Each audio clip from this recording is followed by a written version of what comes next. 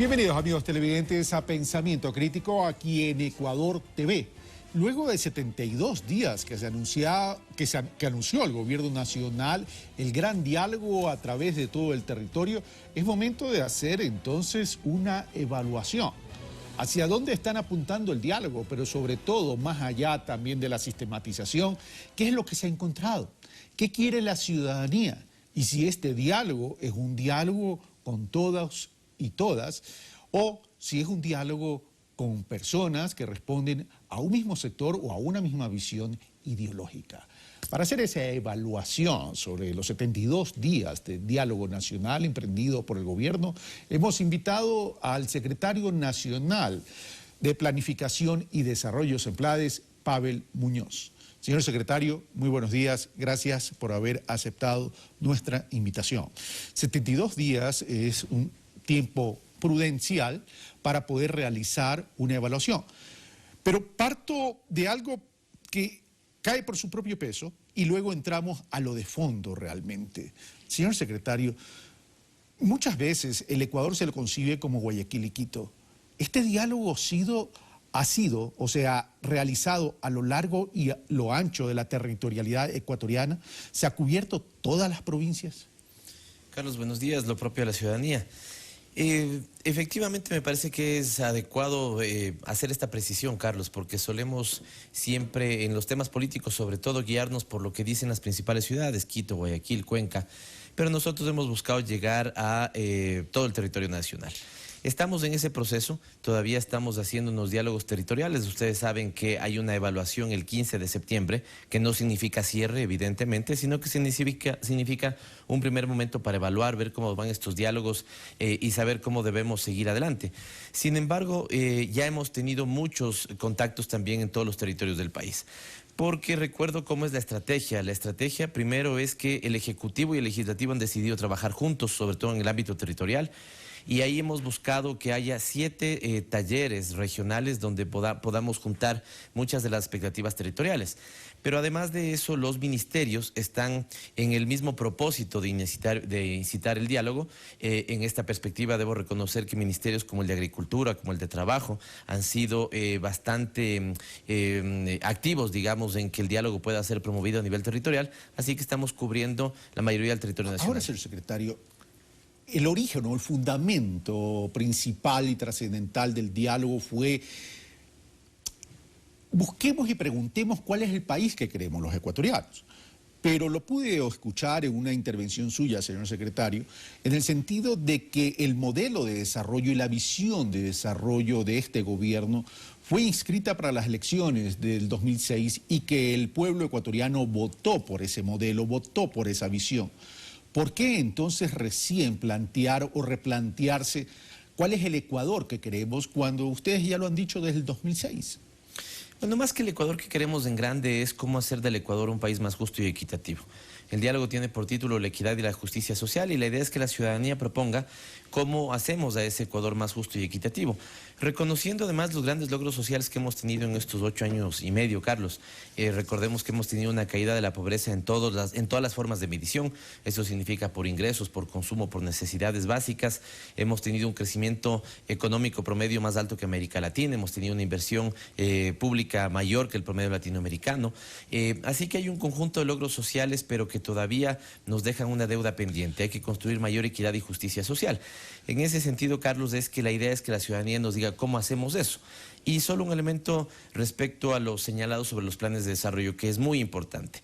Últimamente siento yo en la opinión publicada, fundamentalmente más que en la opinión pública, es decir, aquella que esté intencionada por ciertos generadores de opinión, en querer decir que recién estamos planteando lo de la visión de desarrollo o hacer unas críticas al plan de desarrollo como que fuera una cosa hecha solo por el gobierno, la Secretaría de Planificación.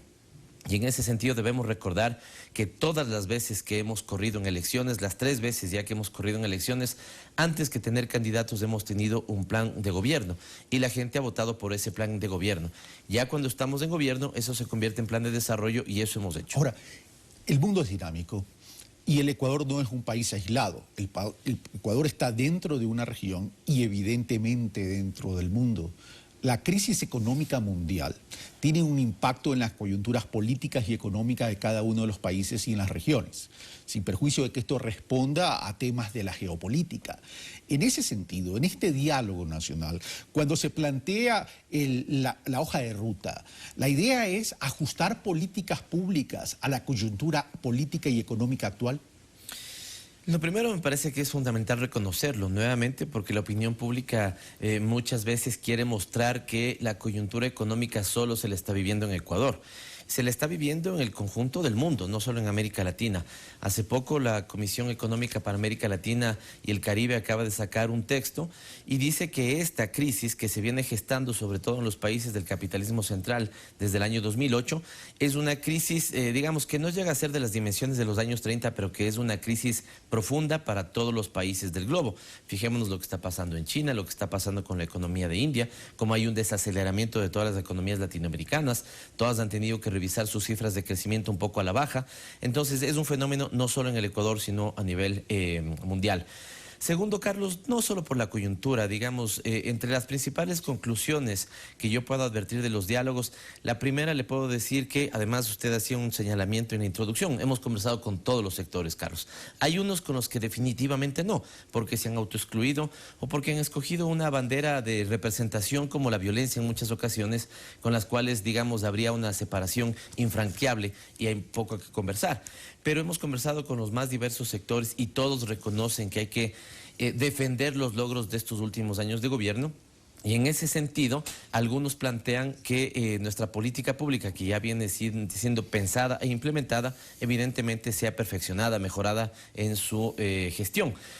Así que esto es útil para la coyuntura, lo pide cierta parte de la ciudadanía y también ha estado siempre en las valoraciones del gobierno. Fijémonos dos cosas, nosotros ya veníamos haciendo un análisis crítico del decreto 016 que permite y promueve la inscripción de organizaciones sociales, o veníamos también haciendo un análisis crítico interno del reglamento de aguas. Se juntó eso con las expectativas ciudadanas y, por ejemplo, eso aparece entre los resultados de este diálogo. Pero hay una gran empatía, digamos, en sintonía entre lo que el gobierno mismo ha diagnosticado como elementos que hay que mejorar, ejemplo, la calidad de los servicios, con lo que señala y demanda la ciudadanía. Cuando Pavel Muñoz habla de la calidad de servicios y si este diálogo se ha emprendido a nivel territorial y local, supongo yo que dentro de estos diálogos también tienen que haber participado los municipios. Hoy Diario El Telégrafo saca una nota en el que dice que el 59% de los municipios en el Ecuador, 59%, escúchese, me viene ecuatoriano, esto lo dice Diario El Telégrafo, producto de una investigación, no tiene planes de prevención y contingencias. Es decir, estos diálogos deberían también servir para articular políticas públicas del gobierno central y del municipio para acercarlo a la ciudadanía. Tiene que servir y hay que hacer mucho énfasis pedagógico en eso. La gente debe reconocer que hay una constitución. Y lo valioso de esa constitución en términos de descentralización, no como era antes, es que entrega competencias a cada nivel de gobierno. Esa competencia dice, a ver, señor gobierno provincial, usted es competente de lo siguiente, ejemplo riego o fomento productivo. Fijémonos de esto también por lo que está pasando en la zona norte, digamos, una provincia como Carchi. Ahí hay una gran responsabilidad del gobierno provincial en temas de fomento productivo. O, por ejemplo, dice, a ver, los municipios, los gobiernos municipales son competentes de esto, gestión de riesgos, el tema de agua potable, el tema del alcantarillado, las juntas parroquiales lo propio, tienen sus competencias y el gobierno central esto. Digo esto porque suele haber una injusticia desde mi punto de vista en el reclamo ciudadano. Muchas veces, indiscriminadamente de cuál sea el nivel de competencia, todo es hacia el gobierno central, ¿no? Sea el tema de riesgos, sea el tema de agua potable, sea el tema del alcantarillado, sea el tema de fomento productivo. Y hay que hacer énfasis en que en este momento no hay ninguna competencia de las que están previstas en la Constitución para los otros niveles de gobierno que ya no esté transferida, Carlos. Si no hay pretexto alguno para que una municipalidad, por ejemplo, diga yo no tengo la competencia del manejo del tema de pétreos, áridos y pétreos. No hay municipio que pueda decir yo no tengo la competencia de la gestión de riesgos o en el caso de los gobiernos provinciales el tema ambiental. En ese sentido, lo que sí es obvio que necesitamos hacer, no solo como gobierno, sino como Estado, es crear capacidades, mejores capacidades en esos gobiernos autónomos descentralizados, ¿no? porque evidentemente las disparidades son grandísimas entre un municipio como el de Paján, por ejemplo, o el de, no sé, pues el de uno del norte de Esmeraldas o de la zona amazónica, no son las mismas capacidades que los principales del país. Si bien coincido con el señor secretario sobre este último punto de vista, pero la propia Constitución establece el tema de las mancomunidades. El problema es que la proliferación de cantones se produjo en esa fiebre a partir de la dictadura, y fuimos de forma irresponsable construyendo una división geopolítica del territorio. En ese sentido, habría que apuntalar el tema de las mancomunidades. El tema es que la ciudadanía, como dice usted, mira al gobierno, pero no mira a los municipios. Ahora, dentro de este diálogo me ha llamado la atención, y lo estoy leyendo dentro de un comunicado del Boletín 640 de las Emplades, que dice que los aspectos como la eficiencia y transparencia del Estado, la lucha contra la corrupción, han sido temas que ha surgido a raíz de este diálogo. En ese sentido, ¿cómo piensa o cómo se piensa sistematizar con políticas públicas a partir de estas inquietudes ciudadanas? En esos dos puntos, por ejemplo. Sí, solo para cerrar el tema primero de la participación de los gobiernos autónomos descentralizados, insisto, creo que hay que decirle a la ciudadanía porque esta es una buena práctica de control social, que se exija que se cumplan las competencias de aquel que las tiene, indiscriminadamente o independientemente de quién sea el responsable, gobierno central, municipios, prefecturas. Así que creo que hay que caminar en esa senda, Carlos. Respecto a lo segundo, estamos haciendo un responsable proceso de sistematización. Le presentaremos al presidente de la República, insisto, alrededor del 15 de septiembre, los ejes, digamos, sobre los cuales la ciudadanía va opinando. Y en tema de eficiencia del Estado, el tema de transparencia, que es el que más sale, como decía, fundamentalmente tiene que ver con un pedido al gobierno muchas veces a las otras funciones del Estado. Fíjese, Carlos, que ahí también hay una suerte de, canalización de todos los pedidos hacia el gobierno central, cuando algunos están en el ámbito de la justicia, otros pueden estar en el ámbito de la función de control y transparencia social, de participación, control y transparencia social. En ese sentido, Carlos, el primer tema tiene que ver, la eficiencia del Estado tiene que ver con una adecuada implementación de la política pública en territorio. Yo me esperaba, ventajosamente sí tenemos también muestras de ellos, pero yo esperaba que la ciudadanía, digamos, esté más activa en proponer elementos nuevos de política pública. Pero lo que nos deja ver es que nuestra oferta programática en estos años ha sido bastante amplia, bastante nutrida, y en ese sentido lo que se pide es que esa política pública que ya está, que ya se le implementa, ¿no es cierto?, tenga perfeccionamientos. Digamos, porque muchas veces yo creo que ahí hay un elemento fundamental. El presidente hace un seguimiento de las decisiones permanentemente. Nosotros nos reunimos en gabinete todo el tiempo. El presidente está tomando nota. Si estuvo el fin de semana, digamos, en Manabí, por ejemplo, vio que tal cosa no funcionó, que tal otra estaba, funcionando con algunas deficiencias. Viene y reclama, y los ministros acatan esas decisiones, evidentemente, y traspasan eso a sus equipos. Pero siento, Carlos, que en el descenso de esa decisión hacia un poco los segmentos que tienen que ya ver con la atención directa al ciudadano, no siempre hay la misma mística, digamos, ¿no? No siempre hay la misma orientación de política, ni todos acatan igual una disposición política dada por el gobierno y por sus ministros, por el presidente a la cabeza. Y en ese sentido, evidentemente, sobre todo en territorio, la gente aqueja eso. Y hay otro elemento que lo veíamos con el presidente, yo se lo decía, tal vez debemos hacer mayores esfuerzos de comunicación desde las instancias territoriales de la implementación de nuestra política. Hay gente que nos dice, qué sé yo, por ejemplo, seguro campesino, cuando de alguna u otra manera eso ya se implementa en el país. Esto ya es una política que la tiene el Ministerio de Agricultura, y entonces muchas veces lo que falta es tal vez que la comunicación, sobre todo en los ámbitos territoriales, pueda ser más amplia para que el ciudadano sepa qué está ya ofreciendo en política pública el gobierno central. Ahora, pero ¿cómo hacer que esa comunicación fluya cuando es obvio y evidente que en este gobierno la comunicación ha sido amplia a través de cadenas nacionales o a través de spots específicamente? Es decir, eso significaría entonces que la televisión y la radio no están llegando a la profundidad del territorio.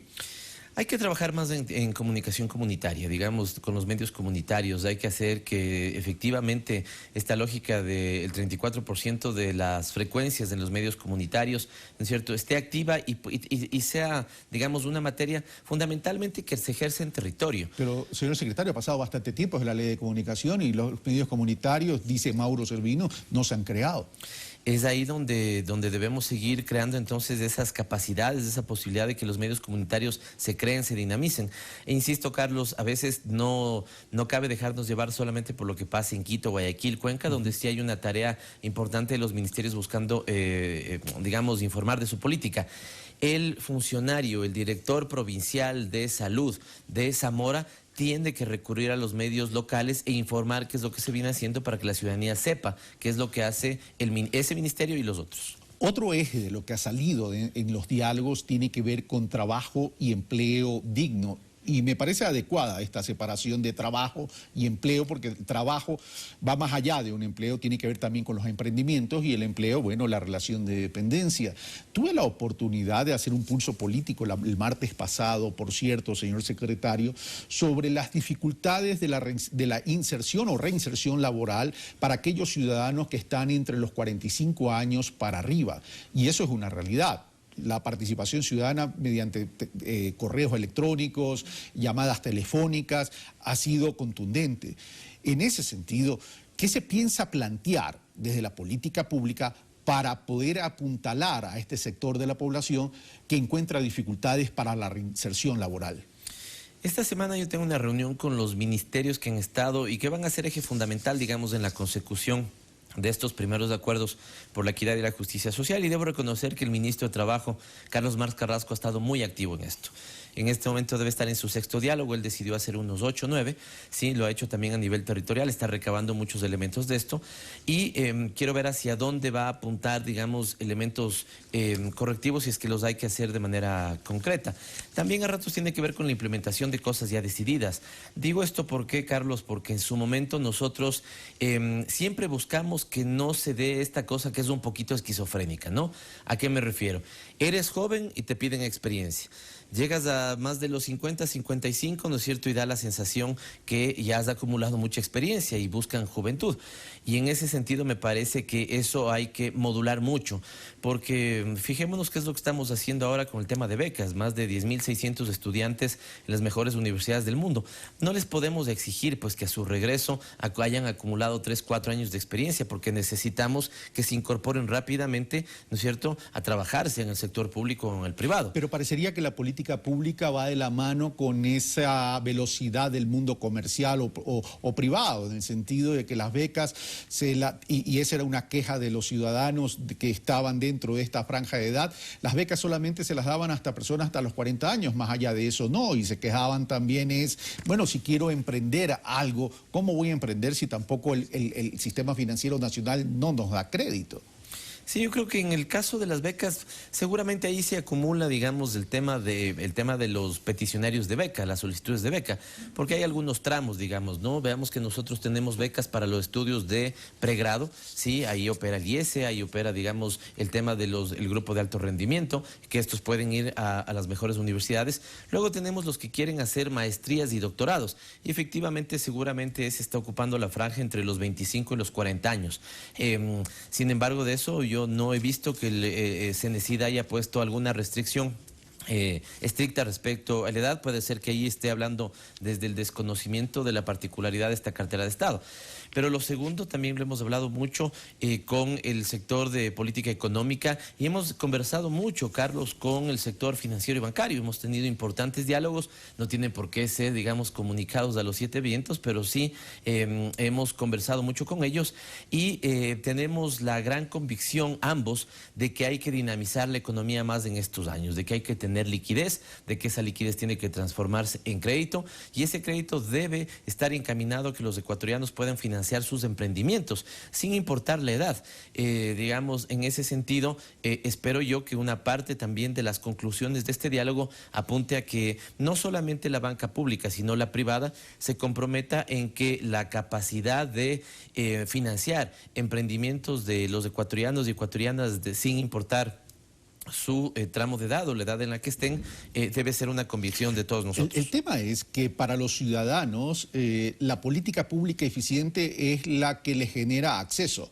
Si no les genera acceso, termina siendo una política pública escrita que va simplemente a incrementar el archivo y la biblioteca de la planificación de desarrollo. El tema, lo que la gente quiere es las oportunidades en territorio y de forma efectiva. Ahora, vamos a lo siguiente. Ustedes hace 2 años, me refiero al gobierno de la Revolución Ciudadana, hace 2 años y medio, yo diría incluso ya casi 3 años, hablaron de la revolución urbana, que tiene que ver con desarrollo local, territorial, acceso de oportunidades de la gente en territorio, pero yo quiero asociarlo eso a 2 elementos. Uno, a economía popular y solidaria, por un lado, y por otro lado, al desarrollo turístico.